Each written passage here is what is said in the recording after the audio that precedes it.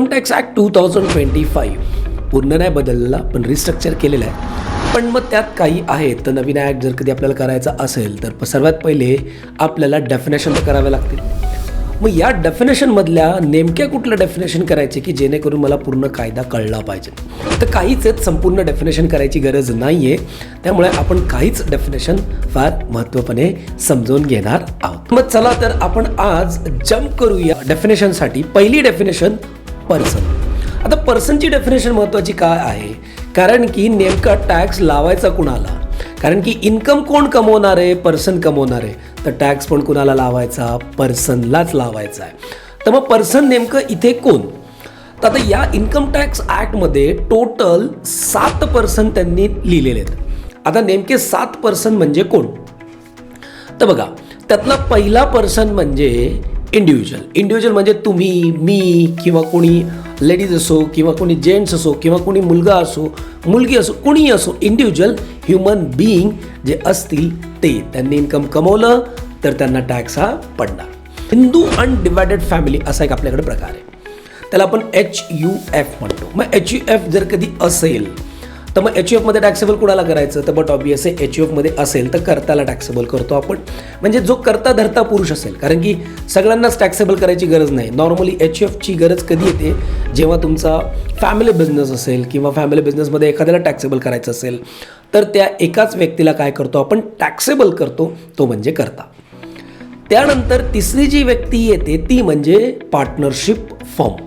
आता partnership firm नेमकं त्यात कुणाला टॅक्सेबल करायचं, तर त्यात कुणाला करायचं नाही आहे. पार्टनरशिप फर्म एक सेपरेट आयडेंटिटी आहे.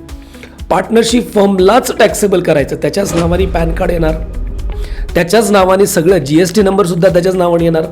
इन्कम टॅक्स रिटर्नसुद्धा पार्टनरशिप फर्मच्याच नावाने जाणार आहेत. ते जे पार्टनर असतील त्याच्यात त्यांचं नंतर काय रिटर्न होईल ते नंतर बघू, ते इंडिव्हिज्युअलमध्ये जातील.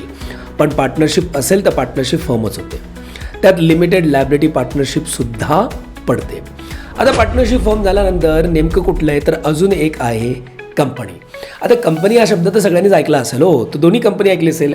पब्लिक लिमिटेड असो, प्रायव्हेट लिमिटेड कंपनी असो, जी अंडर कंपनीज ॲक्ट 2013 मध्ये फॉर्म झालेल्या असतील, त्या कंपन्या काय होतात, टॅक्सेबल इंडियात होतात. इन्कम कमवलं की त्यांना स्वतःचं पॅन कार्ड, स्वतःचा GST नंबर सगळं स्वतःचं. कारण की कंपनी नियमानुसार जर कधी बघितलं तर company is a artificial person.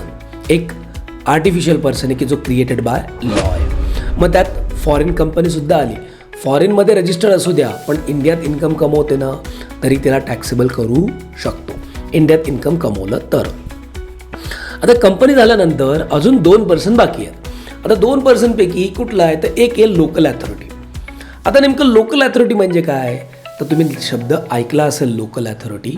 Local authority म्हणजे गव्हर्नमेंटचे डिपार्टमेंट्स. जसं की ग्रामपंचायतला सुद्धा रिटर्न भरावं लागतं.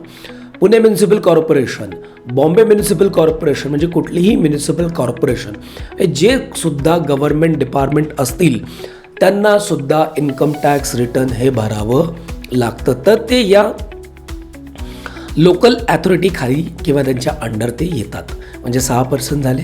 आता 7वा म्हणजे रेसिड्युअल कॅटेगरी, म्हणजे ज्यात उरलेलं सुरलेलं सगळं टाका. तर त्याला म्हणतात आर्टिफिशियल ज्युरिडिशियल पर्सन. मग आता नेमकं आर्टिफिशियल ज्युरिडिशियल पर्सन नेमकं कोण, तर हे पण एक क्रिएटेड बाय लॉज आहे, एक लिगल एंटिटी की जी वरती कुठं पडत नाही. इंडिव्हिज्युअल, पार्टनरशिप फर्म, HUF यात कुठे पडत नाही आहे, ती त्यात जाऊन पडते. तर आर्टिफिशियल ज्युडिशियल पर्सनमध्ये नेमकं कोण, तर समजा ICAI इन्स्टिट्यूट आहे, हे येतं. पुणे युनिव्हर्सिटी, मुंबई युनिव्हर्सिटी, ह्या सगळ्या काय होतात, created by the separate law. त्यामुळे ते तिथे पडतात आर्टिफिशियल ज्युडिशियल पर्सनमध्ये. एक मध्ये एक कॅटेगरी राहिली होती, ती आत्ताच क्लिअर करतो. एक होतं की association of person and body of individual. आता हे 2 वेगवेगळे नाही आहेत. असोसिएशन ऑफ पर्सन्स आणि बॉडी ऑफ इंडिव्हिज्युअलमधला आधी फरक सांगतो. असोसिएशन ऑफ पर्सन म्हणजे एखादी कंपनी असू शकते किंवा 1 किंवा 2 कंपन्या एकत्र आल्या, त्यांनी बिझनेस फॉर्म केला आणि काहीतरी इन्कम कमवलं.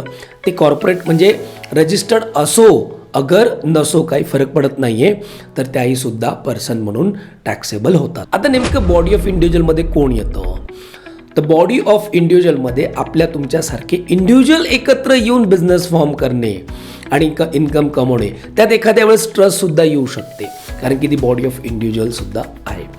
तर मग एकत्र 3-4 जण एकत्र येणार, बिझनेस करणार, इन्कम कमवणार, ह्या सगळ्या टॅक्सेबल होतात.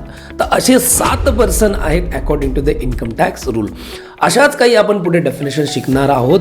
लक्षात घ्या, डेफिनेशन शिकलात तर टॅक्स कळेल, दुर्लक्ष करायचं नाही. And thanks a lot. Next व्हिडिओमध्ये आपण अशीच एक छान डेफिनेशन घेऊ. तोपर्यंत धन्यवाद.